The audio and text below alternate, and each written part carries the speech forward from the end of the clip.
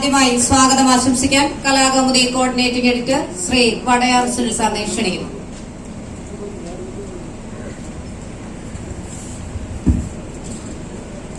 ഈ അനുസ്മരണ ചടങ്ങിന്റെ അധ്യക്ഷനായ ബഹുമാനപ്പെട്ട മന്ത്രി ശ്രീ ആന്റണി രാജു, സമ്മേളനം ഉദ്ഘാടനം ചെയ്യുന്ന ആദരണീയനായ ഗോവ ഗവർണർ ശ്രീ ശ്രീധരൻപിള്ള സാർ, ബഹുമാന്യരായ MP, MLA മാർ ശ്രീകുമാരൻ നമ്പിച്ചേട്ടൻ, ജോർജ് ഓണക്കൂർ സാർ, സി ദിവാകരൻ ഉൾപ്പെടെയുള്ള വേദിയിലെ ആദരണീയരായ വ്യക്തിത്വങ്ങളെ, പ്രിയമുള്ള സുഹൃത്തുക്കളെ, കലാകൗമുദി കുടുംബത്തിന്റെ ബന്ധുക്കളെ, ഭാഷാ വിദ്യാർത്ഥികളായ ഞങ്ങളൊക്കെ മലയാള ഭാഷയെക്കുറിച്ച് പറയുമ്പോഴും പഠിക്കുമ്പോഴും ആദ്യം പഠിച്ചിട്ടുള്ളത് ആധുനിക മലയാള ഗദ്യത്തിന്റെ പിതാവ് CV കുഞ്ഞിരാമൻ എന്നാണ്. അദ്ദേഹമാണ് 1911 കൗമുദി എന്ന് പറയുന്ന പ്രസ്ഥാനം ആരംഭിക്കുന്നത്. പിന്നീട് പത്രാധിപർ K. സുകുമാരനിലൂടെ നട്ടുനനയ്ക്കപ്പെട്ട കേരള കൗമുദി എന്നുള്ള പ്രസ്ഥാനത്തിനെ കേരളം എന്നറിയുന്ന, ലോകം എന്നറിയുന്ന മഹാപ്രസ്ഥാനമായി വളർത്തിയെടുത്തതിന്റെ പിന്നിൽ MS മണി എന്ന് പറയുന്ന അമാനുഷ പ്രതിഭയുള്ള ഇന്ത്യയുടെ മഹാനായ പത്രാധിപരുണ്ടായിരുന്നു. അദ്ദേഹത്തെക്കുറിച്ച് പറയുമ്പോൾ ഭാഷാസ്നേഹികൾ, മലയാളത്തിലെ സാഹിത്യ സാംസ്കാരിക രംഗത്തെ ഇന്ന് നമ്മൾ ആദരിക്കുന്ന വലിയ വ്യക്തിത്വങ്ങൾ, രാഷ്ട്രീയ രംഗത്തെ വലിയ പ്രതിഭകൾ, ഇവരെയൊക്കെ കൈപിടിച്ച് നടത്തുകയും കേരളത്തിന്റെ സാഹിത്യ സാംസ്കാരിക രാഷ്ട്രീയ നഭസിലെ നക്ഷത്രങ്ങളായി മാറ്റിയെടുത്തതിന്റെ പിന്നിൽ ആരുടെ സംഭാവനയുണ്ട് എന്ന് ചോദിച്ചാൽ MS മണി എന്ന് പറയുന്ന പത്രാധിപരുടെ മാത്രം സംഭാവനയായ ഒരുപാട് ആളുകൾ നമ്മുടെ സമൂഹ ജീവിതത്തിൽ ഇന്ന് നമ്മുടെ കൺമുന്നിലുണ്ട്. ഇന്നലെ AICCയുടെ സെക്രട്ടറി ആയിരുന്ന ശ്രീ PC വിഷ്ണുനാഥ് ഇവിടെ വന്നിട്ട് പോയി. അദ്ദേഹം ബഹുമാനിയായ ഡോക്ടർ കസ്തൂരിബായി മാഡത്തിനോട് പറയുകയാണ്, ഈ കസേരയിലിരിക്കുമ്പോൾ, ഈ മുറിയിലിരിക്കുമ്പോൾ കേരളത്തിന്റെ രാഷ്ട്രീയത്തെ ആകെ മാറ്റിമറിച്ച എത്ര വലിയ തീരുമാനങ്ങളും ചർച്ചകളും ഒക്കെ ഉണ്ടായ മുറിയും കസേരകളുമാണ് ഇതെന്ന്. മലയാളത്തെ സംബന്ധിച്ചിടത്തോളം, കേരളത്തെ സംബന്ധിച്ചിടത്തോളം പത്രാധിപന്മാരുടെ ചരിത്രമെടുത്താൽ MS മണി സാറിനെ പോലെ സമാധാനീയനായ ഹിമാലയ തുല്യം ശിരസുയർത്തി നിൽക്കുന്ന മറ്റൊരു പത്രാധിപർ മലയാളത്തിൽ ഇന്നോളം ഉണ്ടായിട്ടില്ല, ഇടിയിട്ട് ഉണ്ടാവാനും പോകുന്നില്ല. അതാണ് ബഹുമാന്യനായ, ആദരണീയനായ, മരണമില്ലാത്ത മഹാനായ പത്രാധിപരുടെ സവിശേഷത.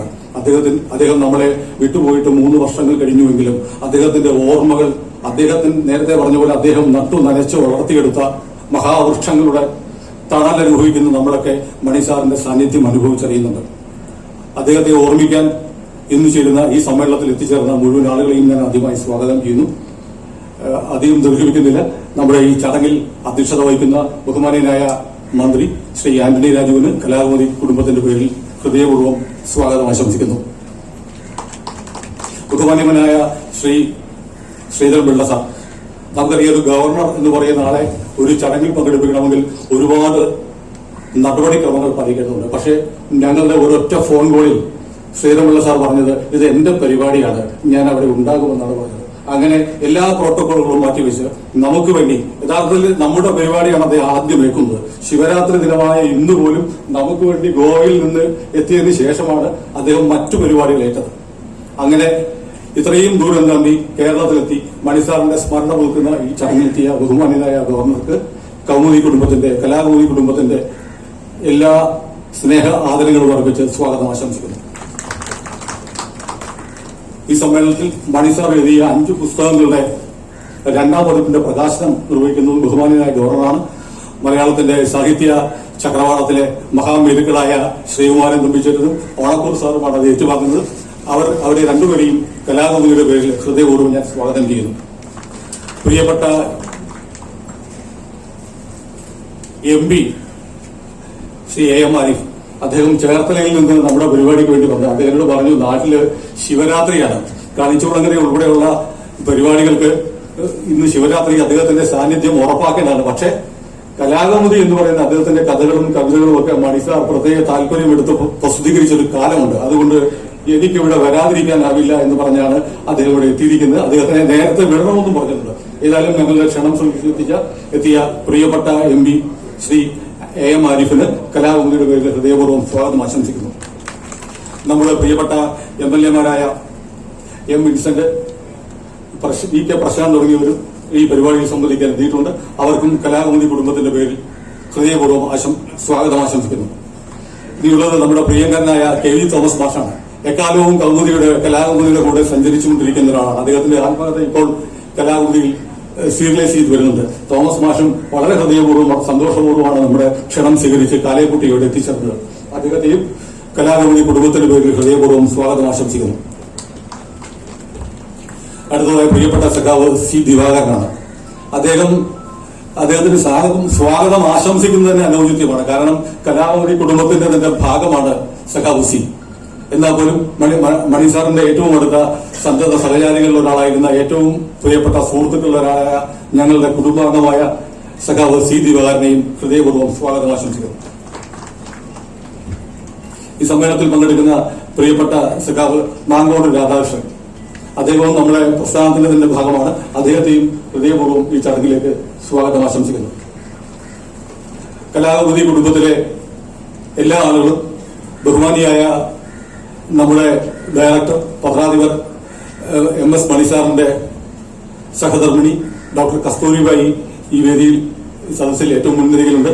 നമ്മുടെ ഈ പ്രസ്ഥാനത്തെയും അതിനെ മുന്നോട്ട് നയിക്കുന്ന ചാലക ശക്തിയായി മണിസാറിന്റെ ശക്തിയായിരുന്ന പ്രിയപ്പെട്ട കസ്തൂരിബായി മാഡത്തിന് സ്വാഗതം ആശംസിക്കുന്നത് അധികപ്പറ്റാണെങ്കിലും ഈ ചടങ്ങിൽ ഔപചാരികതയുടെ പേരിൽ അത് പറയുന്നതുകൊണ്ട് മാഡത്തിനും ഞാൻ ഹൃദയപൂർവ്വം സ്വാഗതം ആശംസിക്കുന്നു.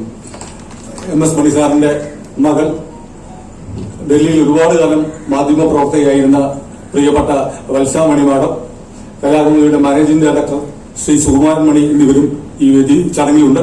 അവരെയും കലാകൗമുദിയുടെ ബന്ധുക്കളായ എല്ലാ ആളുകളെയും ഹൃദയപൂർവ്വം സ്വാഗതം ആശംസിച്ചുകൊണ്ട് ഞാൻ എന്റെ വാക്കുകൾ നിർത്തുന്നു. നന്ദി, നമസ്കാരം. അധ്യക്ഷ പ്രസംഗത്തിനായി ഗതാഗത മന്ത്രി ശ്രീ ആന്റണി രാജുവിനെ ക്ഷണിക്കുന്നു.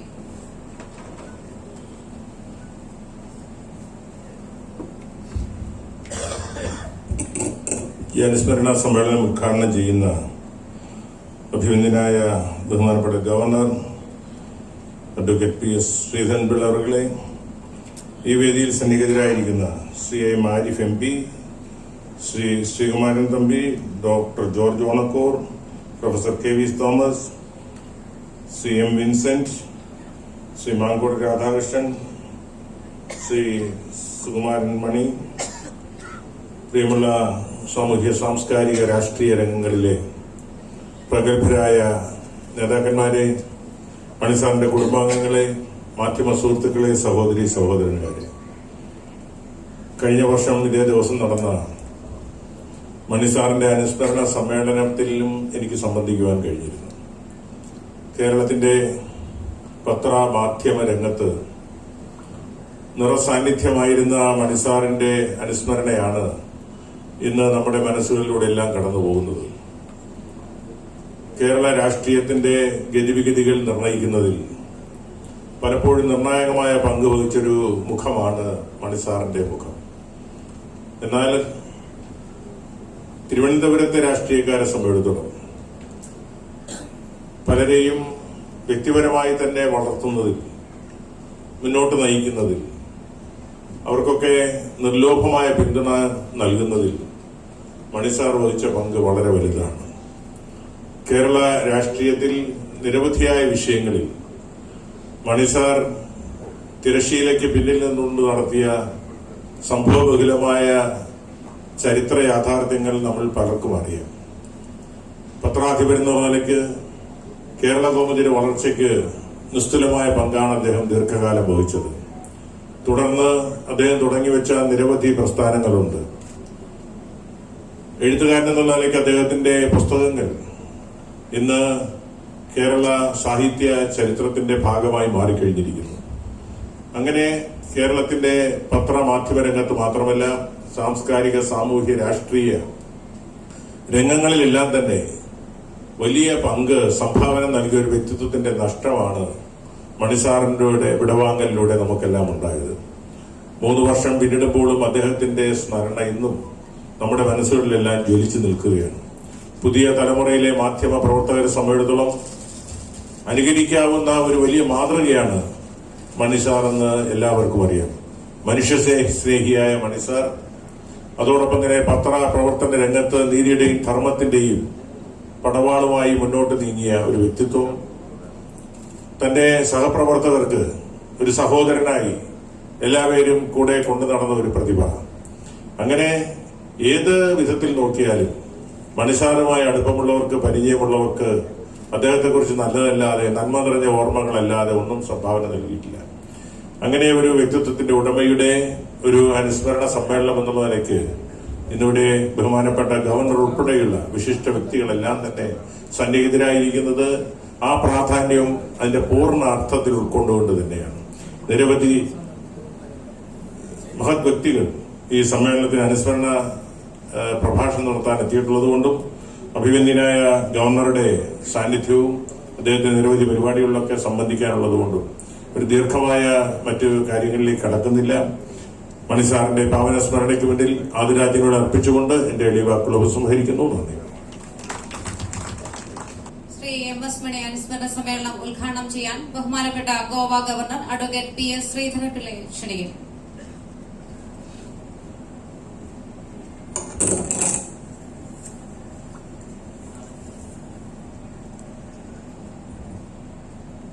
ഈ ചടങ്ങിൽ അധ്യക്ഷം വഹിക്കുന്ന ബഹുമാന്യായ ഗതാഗത മന്ത്രി ആന്റണി രാജു അവരുടെ,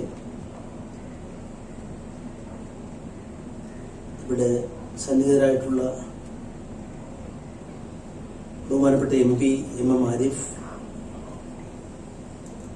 എനിക്കേറെ പ്രിയങ്കരനായ നമ്മുടെ എല്ലാ അഭിമാനമായ ശ്രീകുമാരൻ നമ്പി സാർ, എൻ്റെ ഒരു പുസ്തകം ഞാൻ മിസോറാം ഗവർണറായ അവസരത്തിൽ ഒരു 2 മാസത്തിലൂടെ വന്നപ്പോൾ ആ പുസ്തകം റിലീസ് ചെയ്ത് തന്നത് അഭിവന്ദനായ ഡോക്ടർ ജോർജ് ഓണക്കൂറാണ്. ബഹുമാനപ്പെട്ട സാർ KV തോമസ് സാറിൻ്റെ എത്രയോ കാലത്തെ സുഹൃത്താണ്. ബഹുമാനപ്പെട്ട MLA Vincent, Shri C Divakaran, അദ്ദേഹത്തെ സംബന്ധിച്ചും വളരെ അടുപ്പമുള്ള എൻ്റെ ഒരു സുഹൃത്താണ്. ശ്രീ മാങ്കോട് രാധാകൃഷ്ണൻ, ശ്രീ സുകുമാരൻ മണി, ഇവിടെ സ്വാഗത പ്രഭാഷണം നടത്തിയ വാസ്തവത്തിൽ സുനിലുമായിട്ട് ചെയ്യാനുള്ള ബന്ധം ഹൈക്കോടതിയിൽ സെൻട്രൽ ഗവൺമെന്റിന്റെ മെയിൻ കൗൺസിലായി അസിസ്റ്റന്റ് സോളിസിറ്ററായി വർക്ക് ചെയ്ത 2001-2003 കാലഘട്ടത്തിൽ ഞങ്ങൾ തമ്മിൽ കണ്ട് സംസാരിക്കുമായിരുന്നു. അങ്ങനെയുള്ള എൻ്റെ പ്രിയ സുഹൃത്ത് വടയാർ സുനിൽ, മറ്റെല്ലാ പേരുകളിലേക്ക് ഞാൻ പോകുന്നില്ല. ഈ വേദിയും സദസ്സിലൊക്കെ ഇരിക്കുന്ന ആളുകളെല്ലാം എനിക്കറിയാവുന്ന ആളുകളാണ്. എല്ലാം ബഹുമാന്യരാണ്. ഇത് എനിക്ക് തോന്നുന്നു കോഴിക്കോട്ടെ ഈ തിരുവനന്തപുരത്തിന്റെ മാത്രമല്ല, കേരളത്തിന്റെ ഒരു പരിച്ഛേദം ഈ വേദിയിലും സദസ്സിലുമായി കാണാൻ സാധിക്കും. ഒരു മനുഷ്യനെ വിലയിരുത്തേണ്ടി വരുമ്പോൾ, അദ്ദേഹത്തിന്റെ മഹത്വം എന്തെന്ന് നോക്കുമ്പോൾ, എനിക്ക് തോന്നുന്നു എബ്രഹാം ലിങ്കൻ പറഞ്ഞതുപോലെ ഒരുവനെ അളക്കണമെങ്കിൽ അവൻ അധികാരം നൽകുക അല്ലെങ്കിൽ പദവി നൽകുക എന്ന് പറഞ്ഞിട്ടുണ്ട്. MS മണി സാറിനെ സംബന്ധിച്ച് ചിന്തിക്കുമ്പോൾ, ഇവിടെ നേരത്തെ വടയാർ സുനിലും അധ്യക്ഷ പ്രസംഗത്തിലും പറഞ്ഞ ഈ രാജ്യം ആസകലം അംഗീകരിക്കപ്പെട്ട ഒരു ജേർണലിസ്റ്റ്, ആ ജേർണലിസത്തിന്റെ മേഖലയോട് ബന്ധപ്പെട്ട് കേരള കൗമുദി 3 പത്രങ്ങൾ കേരളത്തെ അവരുടെ നെടുനായത്വം വഹിച്ച എഴുത്തുമാട് കീഴിൽ കേരളത്തിന്റെ സാമൂഹ്യമായ ജീവിതം, സാഹിത്യ ജീവിതം എല്ലാം അതോട് ബന്ധപ്പെട്ട ഒരു കാലഘട്ടമായിരുന്നു. ആ കാലഘട്ടത്തിലെ ഏറ്റവും ശക്തരായ ആളുകളായി കണ്ടിരുന്ന ആളുകൾ, ഞാനിത് പറയാൻ കാരണം KV തോമസ് സാർ ഇപ്പൊ അവിടെ നമ്മുടെ മലയാളികൾക്ക് വേണ്ടി എല്ലാം ലേസൺ ഒക്കെ നടത്താനുള്ള ആളാണ്. ഞാൻ ചോദിക്കട്ടെ, നമ്മുടെ രാജ്യത്ത് അതിന്റെ മാധ്യമരംഗത്തിന്റെ സ്ഥിരാകേന്ദ്രമായ റാഫി മാർഗിൽ VK മാധവൻകുട്ടിയും അതുപോലെ തന്നെ TVR ഷേണായും നരേന്ദ്രനും MS മണിയും ഒക്കെ ഉണ്ടായിരുന്ന ഒരു കാലഘട്ടം, ഒരു കൊച്ചു സംസ്ഥാനത്തിന്റെ ഭാഷയായ മലയാളം, ആ മലയാള ഭാഷാപത്രങ്ങൾ, അതോട് ബന്ധപ്പെട്ട അവരുടെ മേഖലകൾ, അതൊന്ന് അളക്കാൻ തുടങ്ങിയാൽ ഇന്ത്യയിലെ ഏത് ഭാഷയെക്കാളും, ഒരുപക്ഷെ ഹിന്ദി എനിക്കറിയില്ല, ബാക്കിയുള്ള പ്രാദേശിക ഭാഷകൾ എടുത്താൽ കേരളത്തിന്റെ കൈകളിലായിരുന്നു അന്നത്തെ ദേശീയ രാഷ്ട്രീയത്തിന്റെ പല സ്ട്രാറ്റജികളും പലതും നിയന്ത്രിച്ചിരുന്നത് കേരളത്തിലെ ഈ 3-4 ജേർണലിസ്റ്റുകളായിരുന്നു എന്ന് ഉള്ളത് ഞാൻ ഈ അവസരത്തിൽ ഓർക്കുകയാണ്. ഇന്ന് നമ്മൾ എവിടെ എത്തി നിൽക്കുന്നു എനിക്കറിയില്ല. ആരെയും ഞാൻ പഴിക്കാനാളല്ല, കുറ്റപ്പെടുത്താനാളല്ല. ആത്മപരിശോധന നടത്തിയാൽ മലയാള പത്രപ്രവർത്തന മേഖലയ്ക്ക് ഡൽഹിയിൽ അന്നത്തെ പോലൊരു അംഗീകാരം ഞാൻ അടിവരയിടുന്നു, എങ്ങനെ വേണം വ്യാഖ്യാനിക്കാം, അംഗീകാരം നമുക്കുണ്ടോ എന്ന ചോദ്യം ഉത്തരം തേടുകയാണ്. ഏതായാലും MS മണി സാറിനെ സംബന്ധിച്ചിടത്തോളം അദ്ദേഹത്തിന്റെ പൈതൃകവും പാരമ്പര്യവും മാധ്യമത്തോട് ബന്ധപ്പെട്ടാണ്, മാധ്യമ മേഖലയോട് ബന്ധപ്പെട്ടാണ്. കേരളത്തിൽ പത്രാധിപരെന്നറിയപ്പെടുന്ന ഒരാൾ മാത്രമേ മണിസാർ പിന്നീട് വന്നതാണ്. മണിസാറിനെ സംബന്ധിച്ചിടത്തോളം പിന്നീട് വന്നതാണ്. കെ സുകുമാർ എന്ന് പറഞ്ഞാൽ സുകുമാർ എന്നുള്ളതിനേക്കാൾ കൂടുതൽ പത്രാധിപർ എന്ന് പറയുമ്പം ഒരു ജനസമൂഹത്തിന് അത് ഹൃദിസ്ഥമാകുന്ന, അല്ലെങ്കിൽ അവരുടെ നെഞ്ചിൽ ഒരു പത്രാധിപരായി പരിഗണിക്കപ്പെടുന്നത് കേരള കൗമുദിയുടെ പത്രാധിപർ ശ്രീ കെ സുകുമാരനായിരുന്നു. അദ്ദേഹത്തെ സംബന്ധിച്ച് ഒരുപാട് ഞാൻ വായിച്ച് മനസ്സിലാക്കാൻ ശ്രമിച്ചയാളാണ്. എന്തിനധികം പറയുന്നു, അദ്ദേഹത്തിന്റെ ധർമ്മപത്നിയെ സംബന്ധിച്ച് ഒരിക്കലൊരു ഞാൻ വായിച്ചതാണ്. ഇവരെല്ലാവരും എല്ലാം അറിയാവുന്ന കുടുംബത്തിൽപ്പെട്ടവരാണ്. അദ്ദേഹം ഒരു ഭദ്രദീപം കൊളുത്തി ഒരു ചടങ്ങ് ഉദ്ഘാടനം ചെയ്യുമ്പോൾ കേരള കൗമുദിയിൽ മാധവി സുകുമാരന്റെ ഫോട്ടോയ്ക്ക് പ്രാധാന്യം കൊടുത്ത് അതിന്റെ ബേസിൽ വന്നപ്പോൾ ഒരു സാധാരണ വായനക്കാരൻ ഒരു കത്തെഴുതിയ ഒരു കാർഡ്, ആ കാർഡ് ഞങ്ങൾ പൈസ കൊടുത്ത് പത്രം വാങ്ങുന്നത് താങ്കളുടെ കുടുംബത്തിന്റെ ഫോട്ടോ കാണാൻ വേണ്ടിയല്ല എന്നുള്ളതായിരുന്നു കത്ത്. ഇന്നാണ് കത്ത് കിട്ടിയതെങ്കിൽ പലരും പൊട്ടിത്തെറിക്കുമായിരുന്നു, പലരും അതിനെ വത്സിച്ചുകൊണ്ടുള്ള നിലപാട് സ്വീകരിക്കുമായിരുന്നു. പക്ഷേ കേരള കൗമുദിയിൽ ആ കത്ത് കൊടുക്കുകയും അതിനടിയിൽ ഒരു അടിക്കുറിപ്പായി ഇനി മുതൽ ഉണ്ടാവില്ല എന്ന് എഴുതിയ കെ സുകുമാരൻ എന്ന മാതൃകയായ പത്രാധിപരെ ഞാൻ ഓർക്കുകയാണ്. അദ്ദേഹത്തിന്റെ മുത്തച്ഛനും മണിസാറിന്റെ അച്ഛൻ മാത്രമല്ല, CV കുഞ്ഞിരാമന്റെ മുത്തച്ഛനായാലും ശരി, അതുപോലെ ആ കുടുംബത്തിലെ പ്രതിഭകൾ കെ ബാലകൃഷ്ണൻ ഉൾപ്പെടെയുള്ള ആളുകൾ, ഇവരുടെയൊക്കെ ചരിത്രം ഒന്ന് കോർത്തിണക്കിയാൽ അത് കേരള ചരിത്രത്തിന്റെ ഒരു സുപ്രധാന ഭാഗമായി മാറും.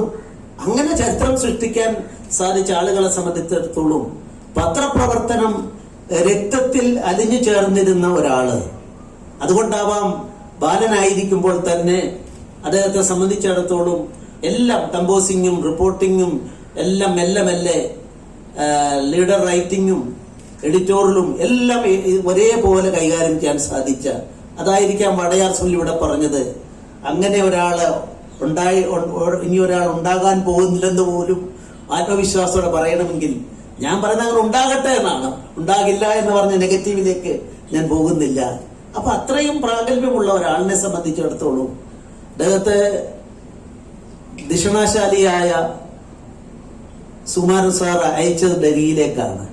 ഡൽഹിയിലും പാർലമെന്റിലെ മറ്റും അന്നത്തെ കാലത്ത് സീനിയറായ ആൾക്കാർക്ക് മാത്രം കഴിയുന്നൊരു മേഖലയിൽ അദ്ദേഹം ആ റിപ്പോർട്ടിംഗ് തൊട്ട് സമസ്ത മേഖലകളിലും, കേരളത്തിന്റെ സമസ്ത മേഖലകളിലും തന്റേതായ ഒരു ടച്ചിങ്, അത് MS മണി ടച്ചിങ് ആണോ കേരള കൗമുദി ടച്ചിങ് ആണോ, ആ രണ്ടും പരസ്പര പൂരകങ്ങളാണ് എന്ന് ഞാൻ കരുതുകയാണ്. ഒന്നില്ലെങ്കിൽ മറ്റൊന്നില്ല എന്ന നിലയിലേക്ക് വരെ എത്തിപ്പെടുന്ന ഒരു മാധ്യമ പ്രവർത്തനമായി ഇഴുകിച്ചേർന്ന ചരിത്രം, ആ ചരിത്രത്തിന്റെ ഉടമയായ അദ്ദേഹത്തിന്റെ ഏറ്റവും വലിയ പ്രത്യേകത എന്തെന്ന് ചോദിച്ചാൽ, ഒരു മാധ്യമത്തെ സംബന്ധിച്ച് ചിന്തിക്കുമ്പോൾ ഞാനൊരു കാര്യം ഓർക്കുന്നു.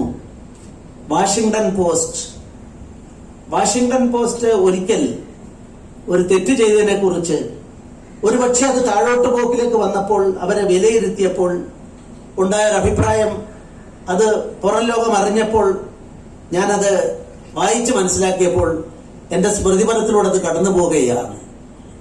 അഡോൾഫ് ഹിറ്റ്ലർ അന്തരിച്ചുവെന്നോ കൊല്ലപ്പെട്ടുവെന്നോ എന്തെങ്കിലും ആയിക്കോട്ടെ, അഡോൾഫ് ഹിറ്റ്ലർ ഇല്ലാതായപ്പോൾ ആ പത്രം ആ വാർത്ത കൊടുത്തത് വൈകാരികമായി അവർക്ക് ന്യായീകരിക്കാവുന്ന ഒന്നായിട്ടാണ്.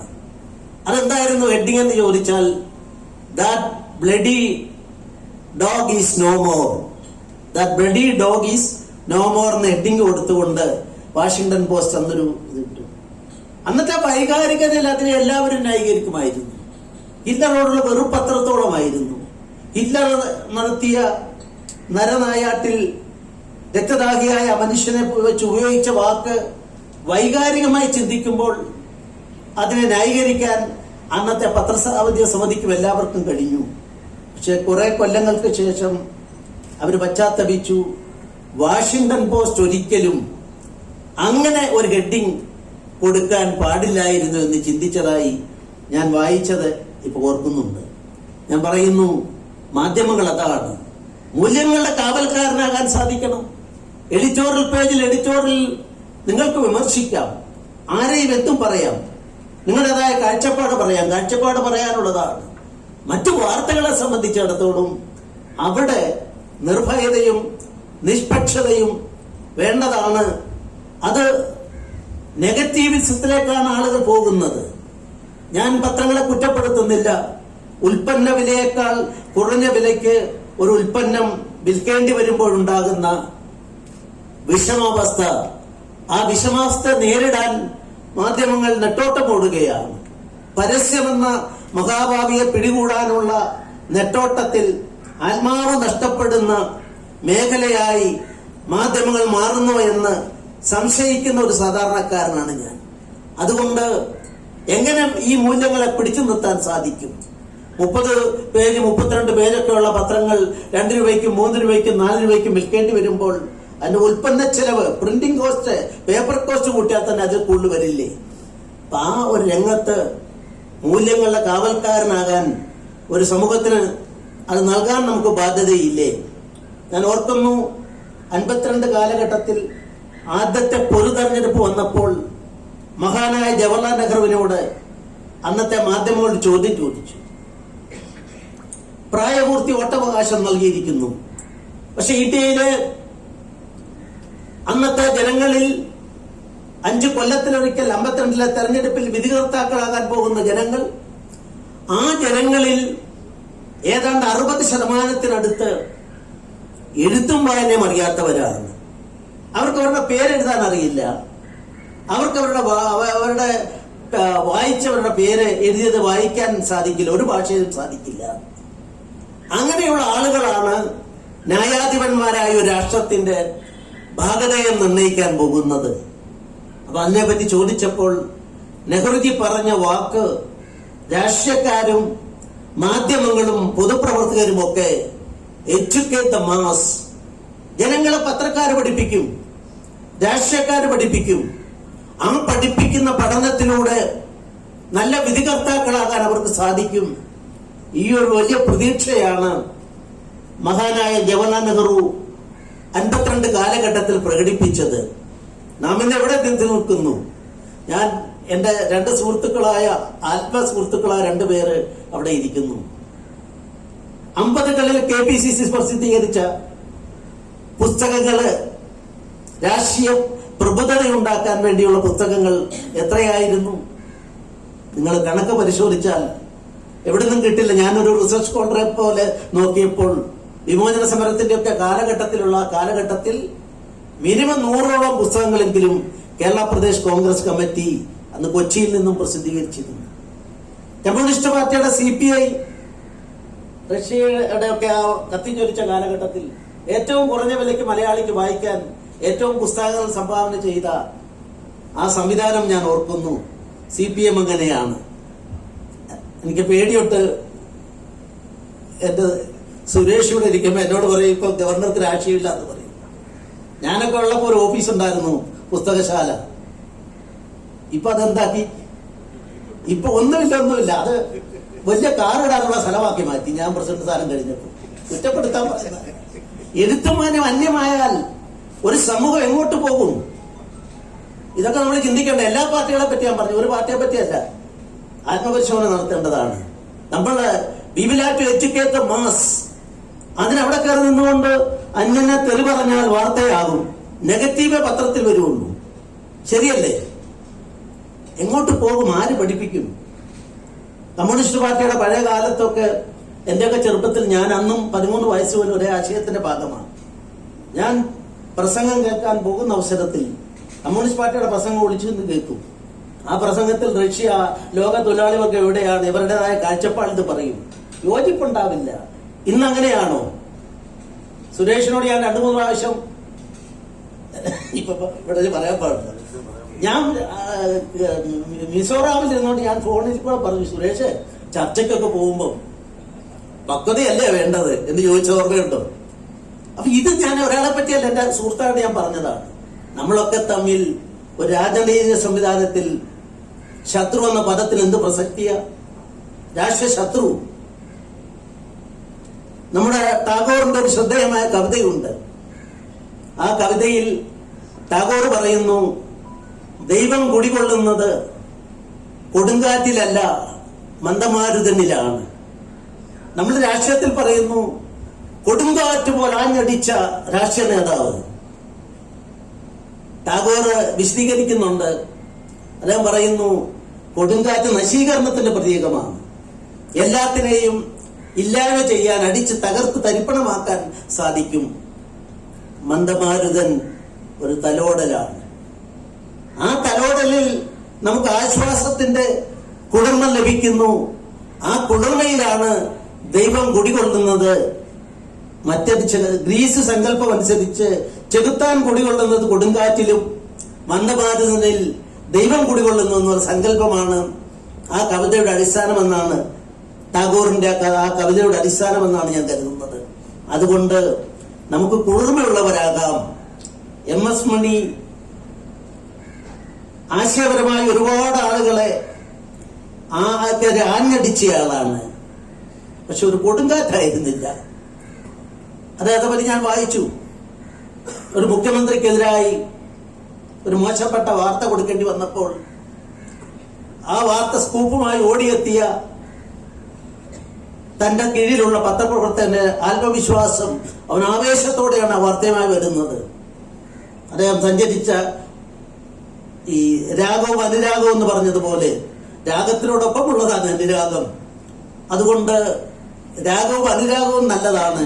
ഒരല്പം വ്യതിയാനം ഒരു രാഷ്ട്രീയപ്രവർത്തകന് വന്നാൽ അതിനെല്ലാം ഉയർത്തിപ്പിടിച്ചുകൊണ്ട് അതിൽ സായുജ്യം കണ്ടെത്തുന്ന ശൈലി സമസ്ത മേഖലകളിലേക്കും വരുമ്പോൾ ഞാൻ പറയുന്നു, മണിസാറ് പറഞ്ഞതായി ഞാൻ വായിച്ചത് ഇപ്പോഴല്ല, അദ്ദേഹം മരിച്ച അവസരത്തിൽ എഴുതിയ ഒരു ലേഖനം ഞാൻ വായിച്ച അവസരത്തിൽ പറഞ്ഞത് കൊടുക്കണ്ടെന്നാണ്.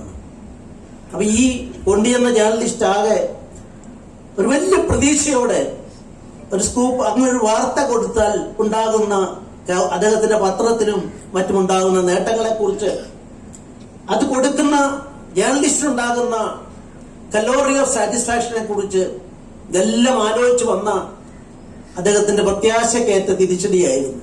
അപ്പൊ അദ്ദേഹം മെല്ലെ ആശ്വസിപ്പിച്ചുകൊണ്ട് പറഞ്ഞു, ആ മുഖ്യമന്ത്രിക്ക്, ഇപ്പോഴത്തെ ആളുകളൊന്നും അല്ലേ, ഇപ്പോഴത്തെ മുഖ്യമന്ത്രിമാരും അല്ലേ, തെറ്റിദ്ധരിക്കരുത്.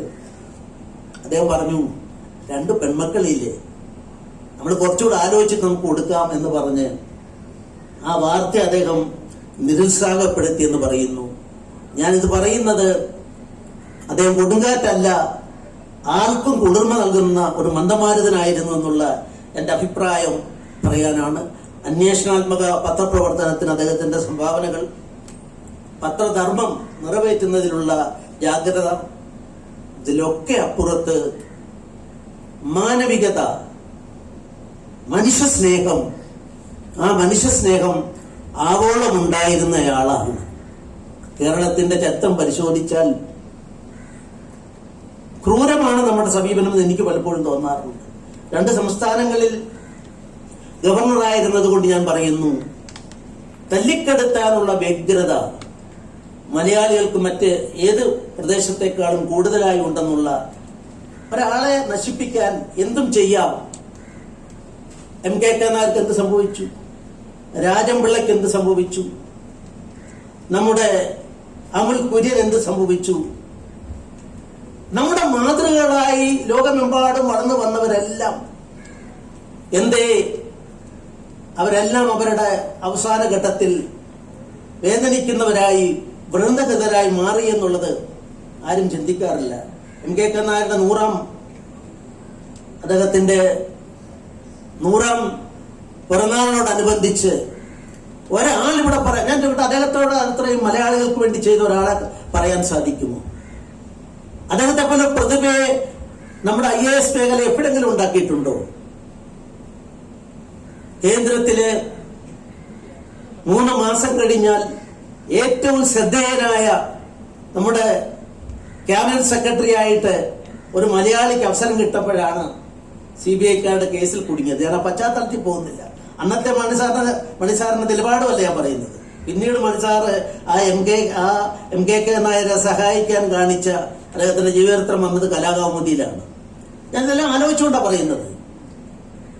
എന്തായിരുന്നു കുറ്റപത്രം എന്നറിയാമോ? 7,750 രൂപ ഔദ്യോഗിക കാറ് വഴി മാറി വേറൊന്നിന് ചെലവഴിക്ക വഴി ഈ രാജ്യത്തിന് 7,773 രൂപയുടെ നഷ്ടമുണ്ടായി. ഞാനിപ്പോ ഇത് പറയാൻ കാരണം എലിസബത്ത് ഇടുക്കള ധൈര്യം കാണിച്ച ജഡ്ജി അവരുടെ ജഡ്ജ്മെന്റ് വായിച്ച ആളാണ്. അവരുടെ മകള് മിനിങ്ങാൻ തന്നെ ബാംഗ്ലൂരിൽ നിന്ന് വിളിച്ചു. ഞാൻ അമ്മച്ചിയെ കുറിച്ച് ഒരു പുസ്തകം എഴുതുന്നു, ഞാൻ അതിന്റെ കോപ്പി കംപ്ലീറ്റ് ആയി, സാറിന് അയച്ചു തരാമെന്ന് പറയാനായിട്ട് എന്നെ വിളിച്ചു. ഞാൻ ചോദിക്കട്ടെ, എലിസബത്ത് ഇടുക്കളയെ പോലെ ധൈര്യമുള്ള ഏതെങ്കിലും ഒരു ജഡ്ജിയെ കണ്ടിട്ടുണ്ടോ? CBIക്കെതിരായി CBI അപ്പീൽ പോയാൽ, ഹൈക്കോടതിയിലോ സുപ്രീം കോടതിയിലോ പോയാൽ അതോടെ CBIയുടെ വിശ്വാസത പ്രതിക്കൂട്ടിലാകുമെന്ന് കണ്ടപ്പോഴാണ് അത് എഴുതാൻ ധൈര്യം കാണിച്ച ഒരു ന്യായാധിപ ഉണ്ടായി എന്ന് പറയുമ്പോൾ അടൂക്കാരിയായ എലിസബത്ത് ഇടുക്കളെ ഞാൻ ഓർക്കുകയാണ്. MKK നായർക്ക് എന്ത് സംഭവിച്ചു? ചികിത്സയ്ക്ക് ഡൽഹിയിൽ ക്യാൻസറിന് കൊണ്ടുപോകാൻ പൈസയില്ലാതെ TV തോമസ് കൊടുത്ത 10,000 രൂപയും മറ്റൊരു വ്യാപാര കേന്ദ്രം കൊടുത്തതുമൊക്കെ സഹായമായപ്പോൾ മലയാളി എന്തേ മറന്നു? രാജംപിള്ളയുടെ കേസ് 7 രാജ്യങ്ങളിലെ ഏറ്റവും വലിയ ബിസ്ക്കറ്റിന്റെ രാജാവായി മാറിയ ആള് ഒരു ചെക്കിന്റെ കേസാ. Maximum punishment 12 കൊല്ലമാണ് സിംഗപ്പൂരില്. ഇവിടെ കൊടുത്തത് വധശിക്ഷയാണ്. ജയിലിൽ കിടന്നു മരുന്ന് കൊടുക്കണ്ട എന്ന് ന്യായാധിപൻ ഉൾപ്പെടെ തീരുമാനിച്ചു. ഇത് റിട്ടേൺ ആയ എൻക്വയറി റിപ്പോർട്ടാ, അല്ലെങ്കിൽ ഒരു ഗവർണറായി ഞാനിതിലൂടെ പറയില്ല. ഇങ്ങനെ ഓരോരുത്തരെ നോക്കിക്കോളൂ. അമുൽ കുര്യൻ ഇല്ലെങ്കിൽ അമിലുണ്ടാകുമായിരുന്നോ? എത്ര പേർക്കറിയാം അമുൽ കുര്യനെ കുറിച്ച്? കമ്പിസാറിന്റെ കാര്യത്തിലും എന്റെ മനസ്സിലുള്ളൊരു വേദന, അദ്ദേഹം അംഗീകാരം ജനമനസ്സുകളിലൂടെ അതിലേക്ക് കടക്കുന്നില്ല. തമ്പിസാറിനെ ഇത്രയധികം പ്രതിഭയായ മാതൃഭൂമി പ്രസിദ്ധീകരിച്ച 1000 ചില്ലാനം പേജുള്ള പുസ്തകം മുഴുവൻ ഞാൻ വായിച്ചിട്ട് ഞാൻ അദ്ദേഹത്തോട് പറഞ്ഞു, അദ്ദേഹം ഒരു മലയാളി എന്നുള്ള നിലയിൽ മലയാളത്തെ ഇത്ര അനുഭവത്തിന്റെ അടിസ്ഥാനത്തിൽ എഴുതിയ 1000-1200 പേജോ മറ്റുള്ള പുസ്തകം സാധാരണഗതിയിൽ ആരും ഇന്നത്തെ കാലത്ത് അങ്ങനെ വായിക്കാൻ തീർത്തില്ല. എനിക്കത് വായിച്ചപ്പം തിരുവിതാംകൂറുകാരനായ എനിക്ക് എന്റെ വീട്ടിലെ ഓരോ അനുഭവങ്ങളും എന്റെ ഗ്രാമത്തിന്റെ കഥകളും അവിടെ കാണുന്ന ഓരോ നഷ്ടപ്പെട്ടു പോയ മുഖങ്ങളും ഇപ്പോഴത്തെ മുഖങ്ങളും എല്ലാമാണ് ഹരിപ്പാട്ടെ അദ്ദേഹത്തിന്റെ ആ വിവരണങ്ങളെ സംബന്ധിച്ചിടത്തോളം കാണാൻ സാധിക്കുന്നത്. കവി മാത്രമല്ല, പാട്ടുകാരൻ മാത്രമല്ല, സിനിമക്കാരൻ മാത്രമല്ല.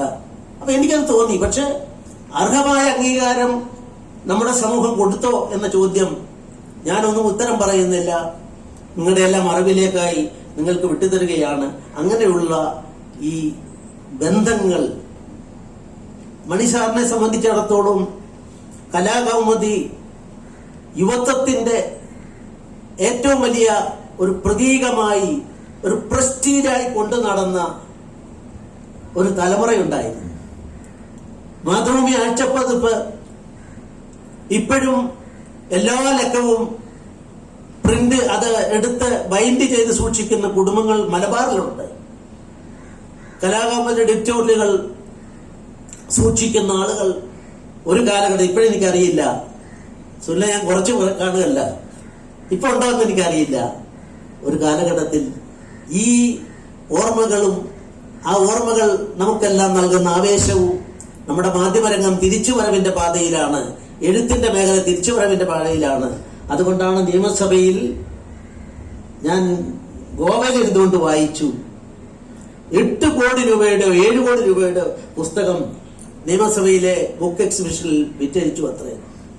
അപ്പൊ എനിക്ക് കുറച്ചുകൂടി അതിനെപ്പറ്റി അറിയണമെന്നുള്ളത് കൊണ്ട് ഞാൻ അന്വേഷിച്ചപ്പോഴാണ് അവിടെ കാണാൻ വന്ന ആ ബുക്ക് എക്സിബിഷൻ കാണാൻ വന്നവര് ഭൂരിപക്ഷവും ചെറുപ്പക്കാരായിരുന്നു.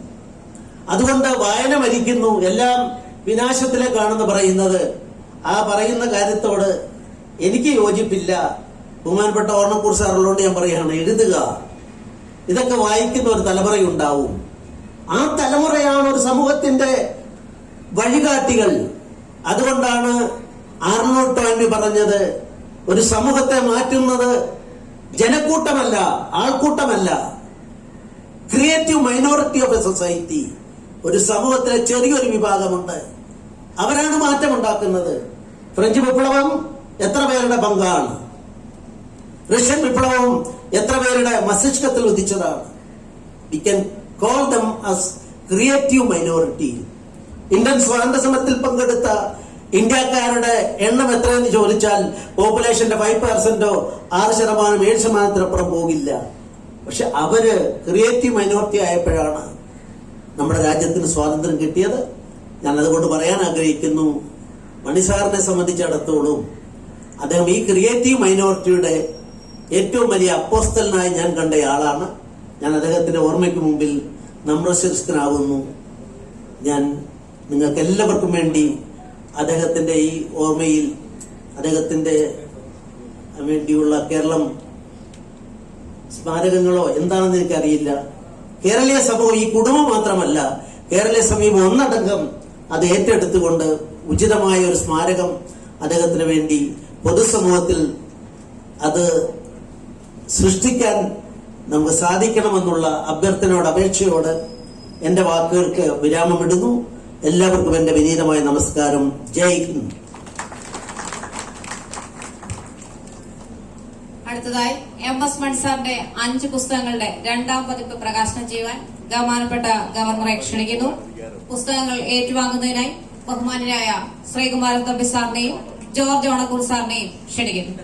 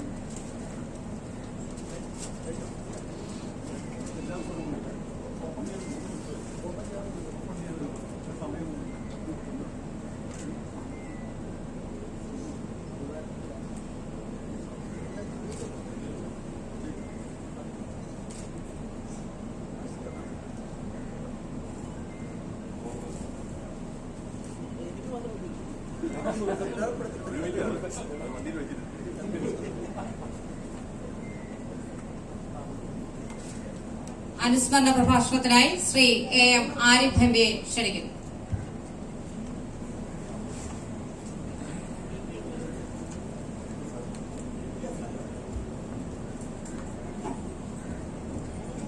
ബഹുമാനായ അധ്യക്ഷൻ ശ്രീ ആന്റണി രാജു, ബഹുമാനപ്പെട്ട മദർ ശ്രീ ആന്റണി രാജു, ഈ അനുസ്മരണ സമ്മേളനം ഔപചാരികമായി ഉദ്ഘാടനം ചെയ്ത ബഹുമാനായ ഗോവ ഗവർണറും പ്രമുഖ അഭിഭാഷകനും സാഹിത്യകാരനുമെല്ലാമായ അഡ്വക്കേറ്റ് PS ശ്രീധരൻപിള്ള സാർ, ബഹുമാനായ Shri Kumaran Thampi sir, doctor George Onakkoor sir, professor KV Thomas മാഷ്, ശ്രീ M. വിൻസെന്റ് MLA, ശ്രീ മങ്കോട് രാധാകൃഷ്ണൻ, ബഹുമാനപ്പെട്ട ശ്രീ ദിവാകരൻ, ബഹുമാനപ്പെട്ട സ്വാഗതം ആശംസ ശ്രീ വടയാർ സുനിൽ, അതുപോലെ ശ്രീ സുകുമാരൻ മണിസാറിന്റെ ഭാര്യ, കുടുംബാംഗങ്ങൾ, അഭ്യുതകാംക്ഷികളെ, സുഹൃത്തുക്കളെ, അതുപോലെ വേദിയെ പോലെ തന്നെ മനോഹരമായ വീടിനേക്കാൾ മനോഹരമായ പടിപ്പുര എന്നൊക്കെ നമ്മൾ പറയുന്ന പോലെ വേദിയേക്കാൾ മനോഹരമായ സദസ്സിലെ സുഹൃത്തുക്കളെ, സഹോദരങ്ങളെ, എം.എസ്. മണി സാറുമായി വ്യക്തിപരമായ ഒരു ആത്മബന്ധമോ അടുപ്പമോ ഇടപഴകിയ കാലത്തെ കഥകളോ അനുഭവങ്ങളോ പങ്കുവെക്കാനില്ലാത്ത ഒരു പൊതുപ്രവർത്തകനാണ് ഞാൻ. പക്ഷെ അദ്ദേഹത്തിന്റെ പ്രസിദ്ധീകരണമായ കേരളകൗമുദിയും കലാകൗമുദിയിലും, കേരളകൗമുദിയിൽ ഞാൻ വളരെ വളരെ ചെറുപ്പമായിരുന്നു. ഞാൻ വിദ്യാർത്ഥിയായിരിക്കുമ്പോൾ ഒരു വിദ്യാർത്ഥി സമരത്തിൽ പോലീസ് വിദ്യാർത്ഥികളെ ഭീകരമായി തല്ലിച്ചതയ്ക്കുന്ന സമയത്ത്, ഞാനന്ന് കോളേജിൽ പഠിക്കുന്ന സമയമായതുകൊണ്ട് പോലീസുകാരോട് ഒരു അഭ്യർത്ഥന നടത്തിക്കൊണ്ടാണ് ഞാൻ കേരളകൗമുദിയിൽ ഒരു ലേഖനം എഴുതിയത്. ഞാനും പോലീസുകാരന്റെ മകനാണ് എന്ന് പറഞ്ഞുകൊണ്ട്, എന്റെ അച്ഛൻ പോലീസുകാരനാണ്, അതുകൊണ്ട് വാപ്പ പോലീസുകാരനായതുകൊണ്ട് ഇത് തല്ലുന്ന പോലീസുകാരോട് ഒരു അഭ്യർത്ഥന, ഞാനും പോലീസുകാരന്റെ മകനാണ് എന്ന് പറഞ്ഞുകൊണ്ടൊരു ലേഖനം കേരളകൗമുദിയിൽ വളരെ വളരെ വർഷങ്ങൾക്ക് മുമ്പ് ഡിഗ്രിക്ക് പഠിക്കുന്ന സമയത്ത് എഴുതിയതാണ്. അങ്ങനെ അത് പ്രസിദ്ധീകരിക്കാൻ ഒരു അവസരം, ഒരു പ്ലാറ്റ്ഫോം യഥാർത്ഥത്തിൽ കിട്ടിയത് അന്ന് കേരളകൗമുദിയിലാണ്. പിന്നീട് വർഷങ്ങൾക്ക് ശേഷം MLA ആയതിനു ശേഷമാണ് ഞാൻ അറിയാൻ പാടില്ലാത്ത ഒരു സാഹസത്തിന് മുതിർന്നത്. ഒരു കവിത എഴുതിയത്. കവിത അപ്പൊ എഴുതിയത് മറ്റൊന്നുമല്ല, ഒരു പ്രത്യേക സാഹചര്യത്തിൽ എഴുതിയ കവിതയാണ്. കവിതയുടെ ഉള്ളടക്കം ചിലപ്പോൾ പൂർണ്ണമായ ഒരു സാഹിത്യ വാസനകളുള്ള ഒരു സാഹിത്യത്തെ സ്നേഹിക്കുന്ന ഒരാളെന്ന നിലയിൽ അടിസ്ഥാനപരമായി രാഷ്ട്രീയക്കാരന്റെ എല്ലാ സ്വഭാവ ഗുണങ്ങളും രചനയിൽ പ്രതിഫലിക്കും. അപ്പൊ അതുകൊണ്ട് തന്നെ അങ്ങനെയുള്ള ഒരു കവിതയാണ്, രാഷ്ട്രീയ ചുവയുള്ള ഒരു കവിത എന്ന് വേണമെങ്കിൽ പറയാം. അത് വലിയ കവിതയുടെ വൃത്തങ്ങളൊന്നും ചേർത്തിണങ്ങിയല്ല. ശ്രീകുമാരൻ സാറും അതുപോലെ ഇരിക്കുന്ന ഒരു വേദിയിൽ അത്തരം ഒരു കവിത എഴുതി കഴിഞ്ഞാൽ അദ്ദേഹം അത് വായിച്ചിട്ട് ചിലപ്പോ ചുരുളെടുത്ത് അടിക്കുമായിരുന്നു. എങ്കിലും പക്ഷെ ഒരു കവിത എഴുതി, വേറൊന്നുമല്ല എഴുതിയത്. 3 മിനിറ്റ് എനിക്കുള്ളൂ. ഞാൻ അതിലേക്ക് പറഞ്ഞാൽ മണിസാറിനെ കുറിച്ച് പറഞ്ഞു പോകാൻ പറ്റാതെ. അപ്പോ ഞാൻ വേറൊന്നുമല്ല, നമ്മുടെ ദൈവങ്ങളെയെല്ലാം സ്വാർത്ഥമോഹക്കാർ തട്ടി കൊണ്ടുപോകുന്നു അവരവരുടെ ആവശ്യങ്ങൾക്കായി. വിശ്വാസികൾക്ക് ആരാധിക്കാൻ ദൈവത്തെ കിട്ടുന്നില്ല. ഓരോ ദൈവങ്ങളെയും സ്വാർത്ഥമോഹക്കാർ തട്ടിക്കൊണ്ടു പോകുമ്പോഴെല്ലാം മിണ്ടാതിരുന്നത് അതെന്നെ ബാധിക്കുന്നതല്ല, അല്ലെങ്കിൽ എന്റെ പ്രശ്നങ്ങളല്ല. ഇനി അഥവാ ഞാൻ അതിനെ കുറിച്ചൊക്കെ പറഞ്ഞ അവരുടെ എതിർപ്പ് എനിക്ക് നേരിടേണ്ടി വന്നാലോ എന്ന് കരുതി ഞാൻ മിണ്ടാതിരുന്നിരുന്ന് ഒരു മിണ്ടാപ്രാണിയായി മാറി. ഇനി എനിക്ക് എന്റെ ദൈവങ്ങളെ തിരിച്ചു തരണമെന്ന് പറയാൻ മിണ്ടാപ്രാണികൾക്കാവില്ലല്ലോ എന്നതാണ്. അപ്പൊ കൈവിട്ടു പോയി ദൈവങ്ങളല്ല, ഈ മുസൽമാന്റെ മുഹമ്മദ് നബിയെ ISIS കൊണ്ടുപോയി അങ്ങനെ തുടങ്ങുന്നതാണ്. ഞാൻ നിന്നതിലേ ഉള്ളൂ. അപ്പൊ ഓരോരുത്തരും അങ്ങനെ എഴുതിയതാണ്. അപ്പൊ അതെല്ലാം കലാകൗമുദിയിൽ പ്രസിദ്ധീകരിച്ചു. പിന്നെ പ്രളയകാലത്ത് ഒരു കവിത കൂടെ ആദ്യ അവസാനമായി എന്ന് വേണമെങ്കിൽ വിശേഷിപ്പിക്കാം, ഒരു കവിത കൂടി കലാകൗമുദിയിൽ പ്രസിദ്ധീകരിക്കുകയുണ്ടായി.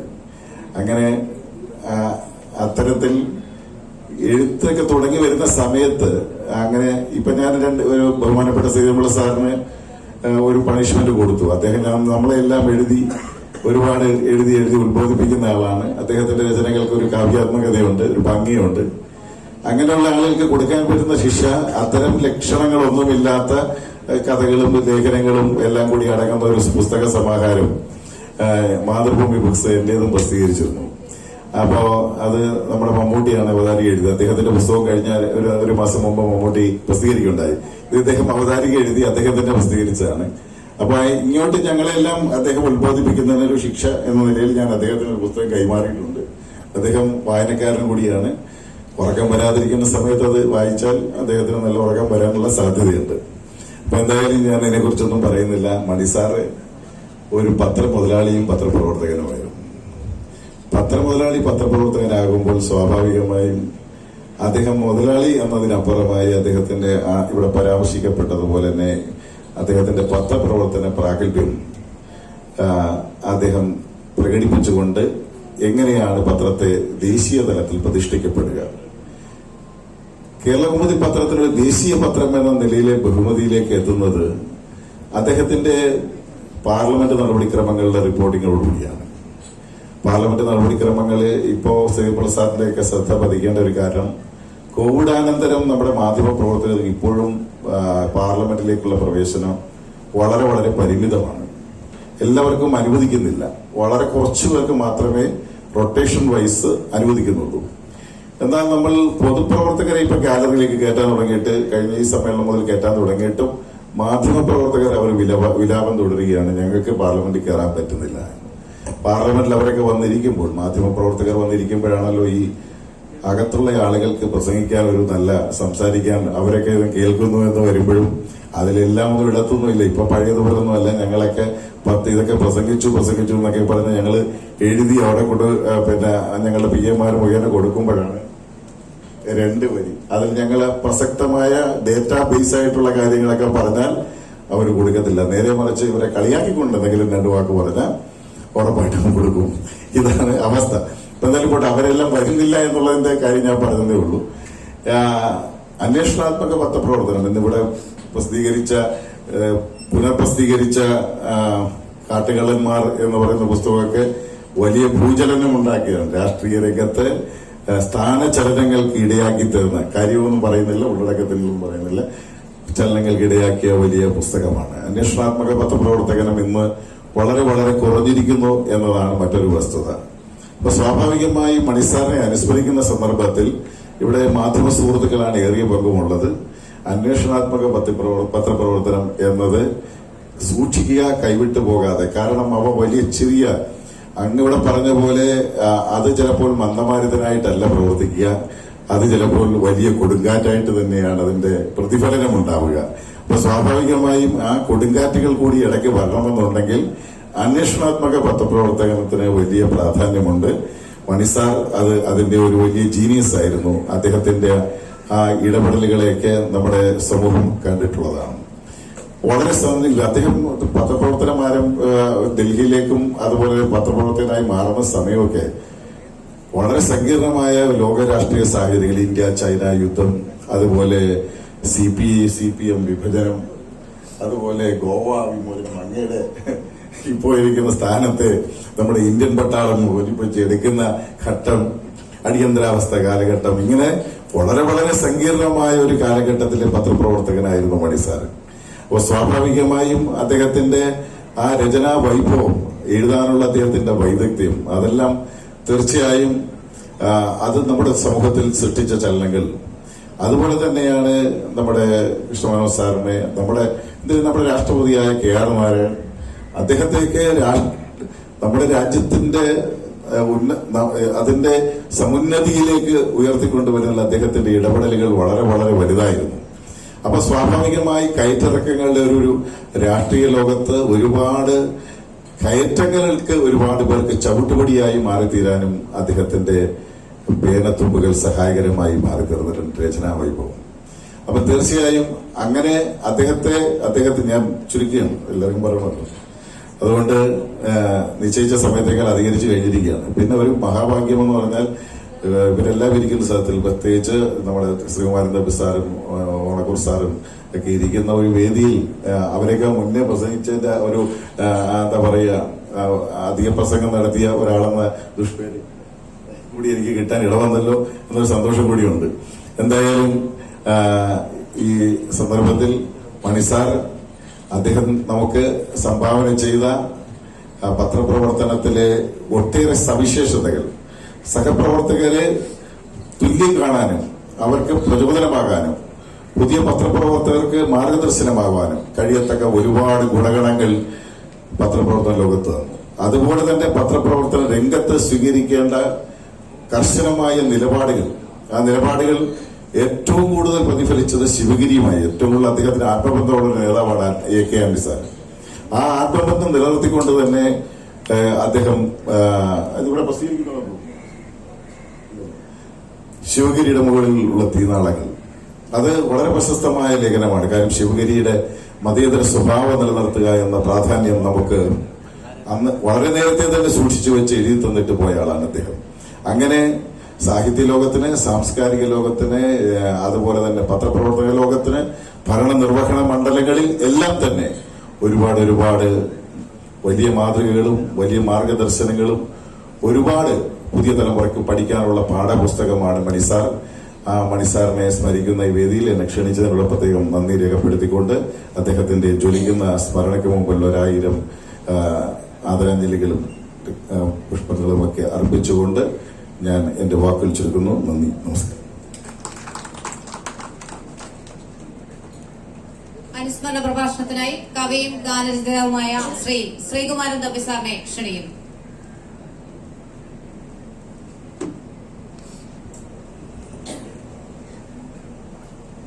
ബഹുമാനപ്പെട്ട അധ്യക്ഷൻ, മന്ത്രി ശ്രീ ആന്റണി രാജു, ഈ സമ്മേളനം ഉദ്ഘാടനം ചെയ്ത ആരാധ്യനായ governor advocate P S Sreedharan Pillai, mister Arif, doctor George Onakkoor, professor K V Thomas, M Vincent, A K പശാൽ, ശ്രീ ദിവാകരൻ, മാങ്കൂർ രാധാകൃഷ്ണൻ, എന്നെ ഈ സമ്മേളനത്തിൽ ക്ഷണിച്ച പ്രിയപ്പെട്ട സുകുമാരൻ മണി,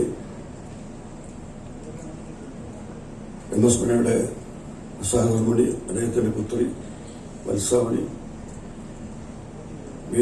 വേദിയിലെ പോലെ തന്നെ ഒരുപക്ഷെ വേദിയിലുള്ളവരെക്കാൾ പ്രശസ്തരായ സദസ്യര്, എല്ലാവർക്കും എന്റെ അഭിവാദനം. ഞാൻ MS മണി കാണുന്നത് കാരുണ്യം നിറഞ്ഞ ഒരു മനുഷ്യനായിട്ടാണ്. കാരണം മനുഷ്യരിൽ നിന്ന് നഷ്ടപ്പെട്ടുകൊണ്ടിരിക്കുന്നത് കാരുണ്യമാണ്. കാരുണ്യം വിളമ്പാൻ വേണ്ടി ആരംഭിച്ച പ്രസ്ഥാനങ്ങൾ പോലും കാരുണ്യത്തിന്റെ അർത്ഥം മറന്നുപോയിരിക്കുകയാണ്. ജീവിതത്തിന്റെ ഏത് വീഥിയിലും സ്വന്തമായ ചലനമുണ്ടാക്കണമെന്ന് നിർബന്ധമുണ്ടായിരുന്ന ഒരാളാണ് MS മണി എന്നാണ് ഞാൻ മനസ്സിലാക്കുന്നത്. അന്വേഷാത്മക പത്രപ്രവർത്തനത്തെ കുറിച്ചൊക്കെ പറഞ്ഞല്ലോ. അത് മാത്രമല്ല, ഏത് രംഗത്തും അദ്ദേഹം കേരള കൗമുദി, സൺഡേ മാഗസിൻ, അതിലൊരു പുതിയ രീതി, ഒരു പുതിയ രൂപം, ഒരു പുതിയ ഭാവം നൽകിയത് MS മണിയാണ്. അന്ന് കേരള കൗമുദിയുടെ ഭാരത ഗ്രൂപ്പ് കാണാൻ കാത്തിരിക്കുമായിരുന്നു. കലാകൗമുദി എന്ന വാരിക ആരംഭിച്ചപ്പോഴും ആളുകൾ വളരെ, ഞാനടക്കമുള്ള വായനക്കാർ പ്രതീക്ഷയോടെയാണ് അതിന്റെ ആദ്യത്തിനായി കാത്തിരുന്നത്. ഞങ്ങളുടെ കാത്തിരിപ്പ് വിഫലമായില്ല. ഒന്നാം തരം പ്രസിദ്ധീകരണമായി, സാംസ്കാരിക പ്രസിദ്ധീകരണമായി കലാകൗമുദി വളർന്നു. MT വാസുദേവന്റെ 2-ാം ഊഴം എന്ന മഹത്തായ കൃതി പ്രസിദ്ധീകരിച്ചത് കലാകൗമുദി ആഴ്ചപ്പതിപ്പിലാണ്. കലാകൗമുദി ചിത്രങ്ങൾ വരച്ചത് നമ്പൂതിരി എന്ന ഏറ്റവും വലിയ ചിത്രകാരനാണ്.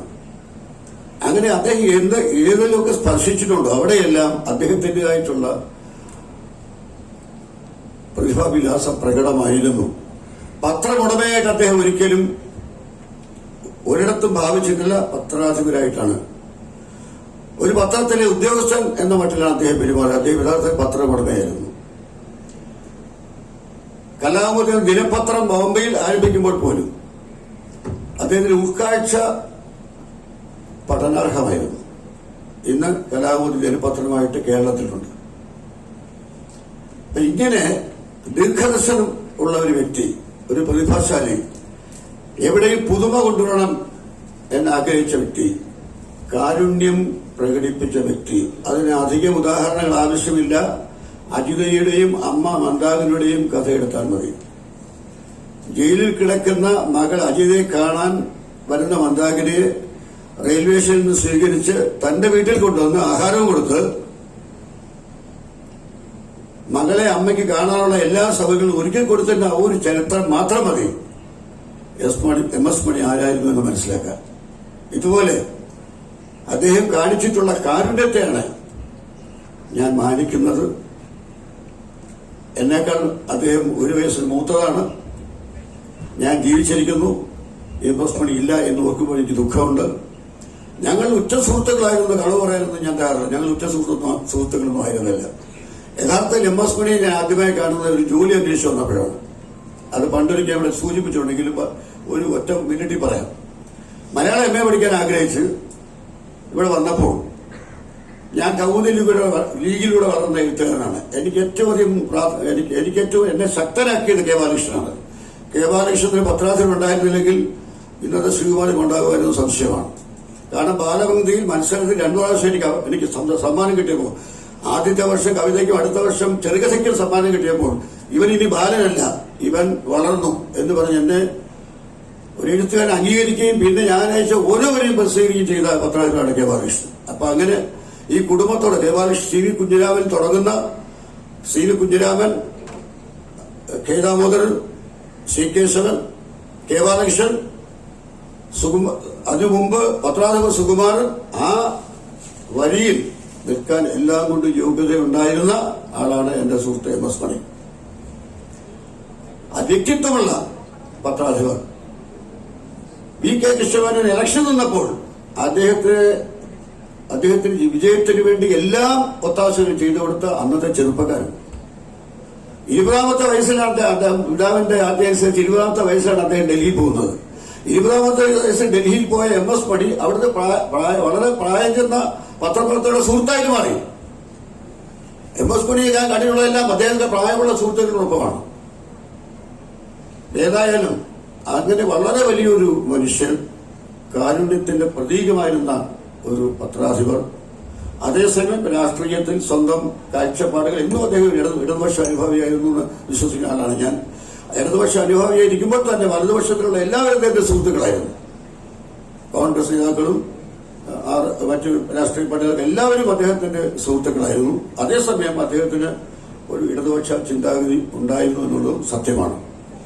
അപ്പൊ എല്ലാ രീതിയിലും ഞാൻ കാണുന്നത് കാരുണ്യവാനായ ഒരു മനുഷ്യനായിട്ടാണ് MS മണിയെ. അത് മറക്കാനാവാത്ത ഓർമ്മയാണ്. എന്നോടും അദ്ദേഹം കാരുണ്യം കാണിച്ചിട്ടുണ്ട്. ഞാൻ വിശദാംശങ്ങളിൽ കടക്കുന്നില്ല. ആ പ്രിയ സുഹൃത്തിന്റെ ആത്മാവിന് നിത്യശാന്തി നേരുന്നു. നമസ്കാരം. അനുസ്മരണ പ്രഭാഷണത്തിനായി ശ്രീ ജോർജ് ഓണക്കൂർ സാറിനെ ക്ഷണിക്കുന്നു.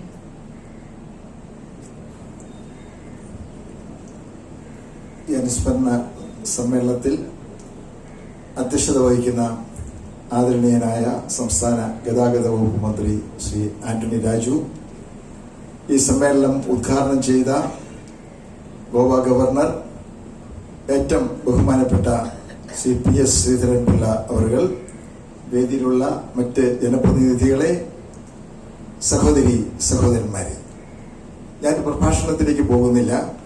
കാരണം എനിക്കത് സാധ്യമല്ല.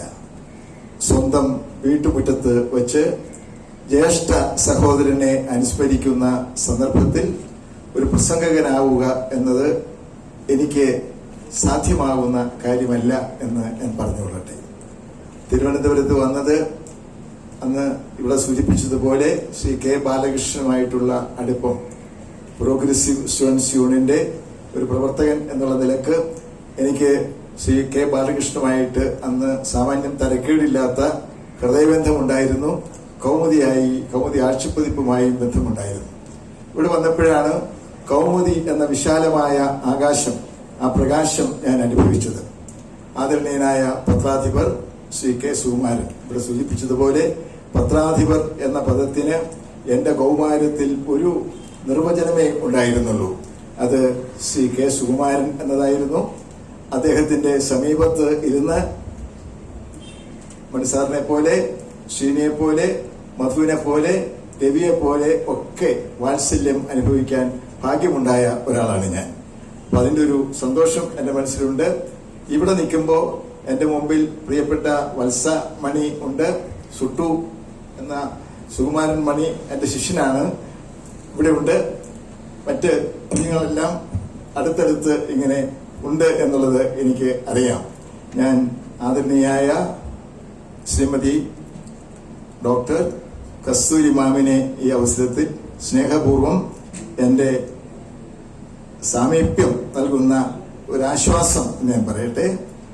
സഹോദരന്റെ ഒരാശ്വാസ വാക്ക്, ഇപ്പോഴും അണയാത്ത വേർപാടിന്റെ ആ ഒരു അഗ്നി ശമിപ്പിക്കുന്നതിന് ഞങ്ങളുടെ എല്ലാം സ്നേഹം ഒപ്പമുണ്ട് എന്ന് പറയാൻ എനിക്ക് ഇഷ്ടം.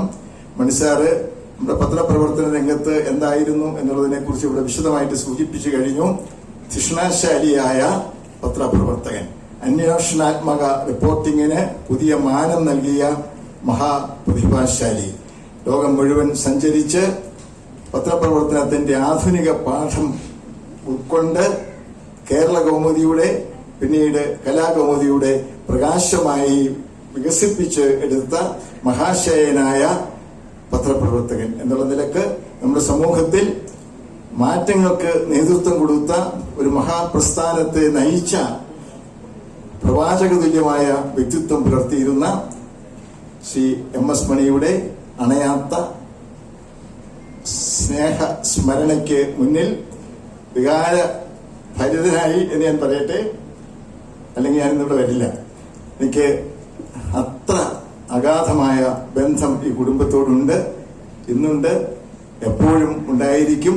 അത് കൗമുദിയോടും എൻ്റെ ആ ഒരു സ്നേഹം സദാ ഞാൻ സൂക്ഷിക്കുന്നു. അനുഗ്രഹങ്ങൾക്ക് നന്ദി പറയാനും ഈ നിമിഷം ഞാൻ ഉപയോഗിക്കുന്നു. എല്ലാവർക്കും എൻ്റെ നമസ്കാരം. അടുത്തതായി മുൻ കേന്ദ്രമന്ത്രിയും ഡൽഹിയിലെ കേരളത്തിന്റെ പ്രത്യേക പ്രതിനിധിയുമായ പ്രൊഫസർ KV തോമസ് സാറിനെ അനുസ്മരണ പ്രഭാഷണത്തിനായി ക്ഷണിക്കുന്നു.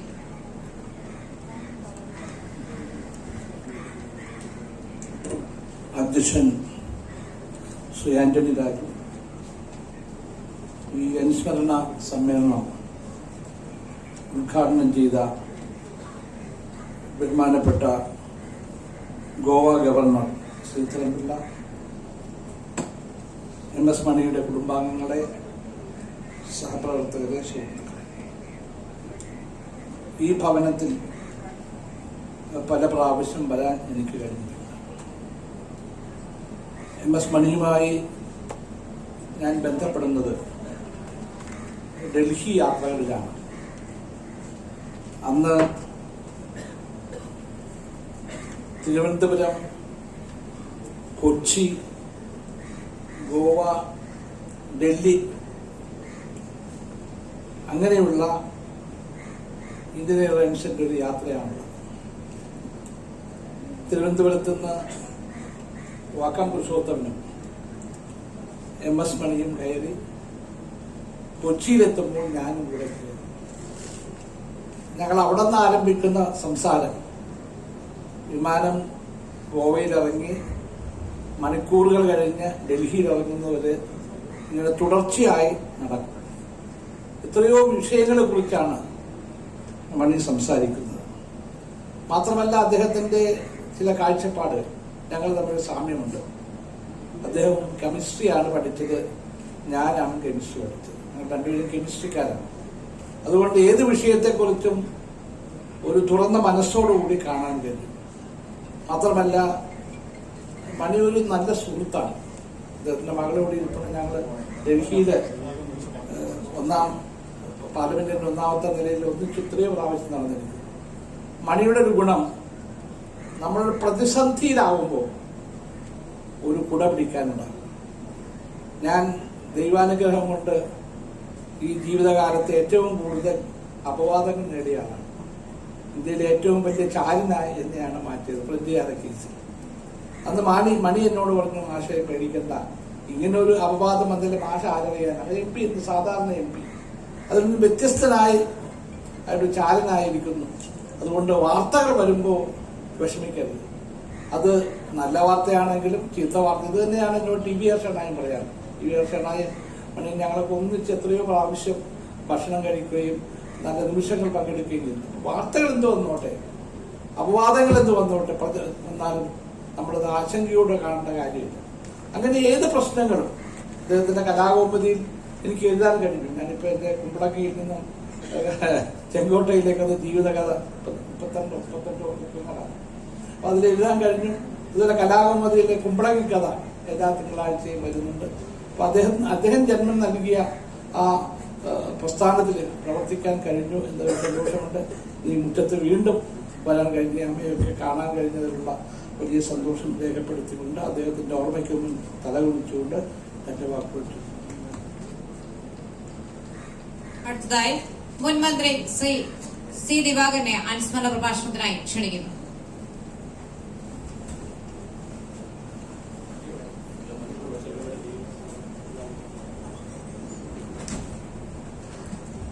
സ്നേഹിതരെ, ഇവിടെ എല്ലാവരും മണിയെക്കുറിച്ചുള്ള ഓർമ്മകൾ, അനുഭവങ്ങൾ എല്ലാം പ്രയോഗിക്കുകയുണ്ടായി. ഞാൻ എന്നും MS മണിയുടെ ഒരു സൃഷ്ടിയായിരുന്നു. എൻ്റെ പൊതുജീവിതത്തിൽ, രാഷ്ട്രീയ ജീവിതത്തിൽ, വിദ്യാർത്ഥി ജീവിതത്തിൽ ഞാൻ കടന്നു വന്ന എല്ലാ വഴികളിലും ഒരു വെളിച്ചമായി മണിയുണ്ടായിരുന്നു. ചില ആവശ്യങ്ങൾ വരുമ്പോൾ ഞാൻ വിളിക്കുമായിരുന്നു. വിളിച്ചവിടെ ചെല്ലാൻ പറയും. പത്ര ഓഫീസുകളിൽ രാവിലെ 11 മണിക്കെല്ലാം നല്ല തിരക്കാണ്. ഡെസ്കിലെ ആളുകൾ എഡിറ്റോറിയൽ ബോർഡിലാണ് കൂടാൻ സമയം. ആ സമയത്ത് പോലും മണി എന്നോട് പറയും, ഞാൻ അകത്ത് കയറി പോരാൻ പറയും. ഇവിടെ ഞങ്ങൾ കൂടെയാണ്, കുഴപ്പമില്ല, ദിവാൻ കൂടിയിരുന്നു. അത്ര വലിയ സ്വാതന്ത്ര്യം എല്ലാ മേഖലകളിലും തന്നിരുന്നു. പരസ്പരം അഭിപ്രായങ്ങൾ പങ്കിട്ടിരുന്നു. എൻ്റെ അനുഭവത്തിൽ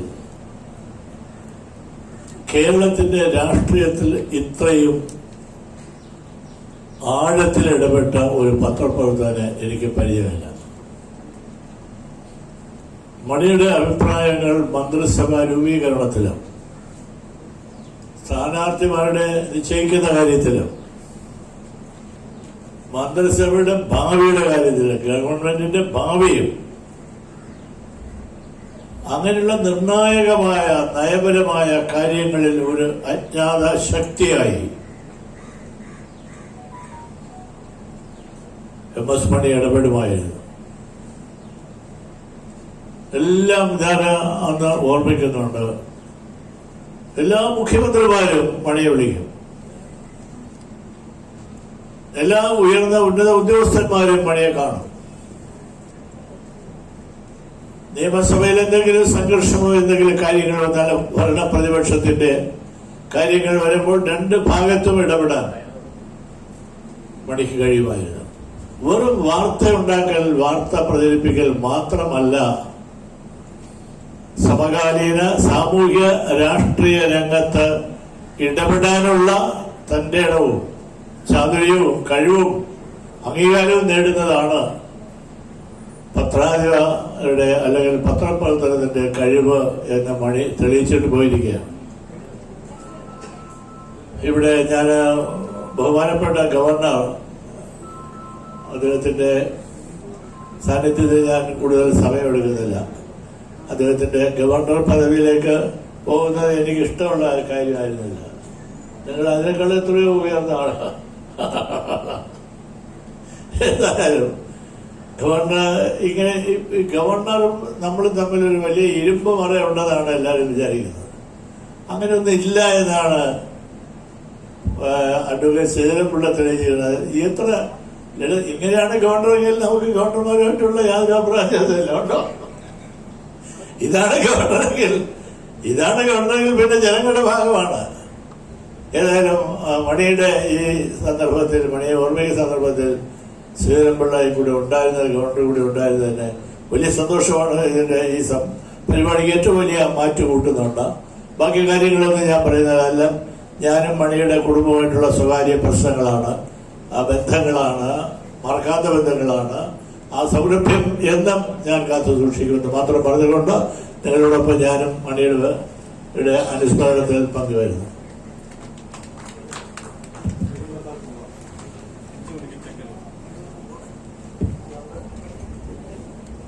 ബഹുമാനപ്പെട്ട ഗവർണർക്ക് ഔദ്യോഗികമായി പോകേണ്ടതുള്ളതുകൊണ്ട് എല്ലാവരും ദേശീയഗാനത്തിനായി എഴുന്നേറ്റ് നിൽക്കേണ്ടതാണ്.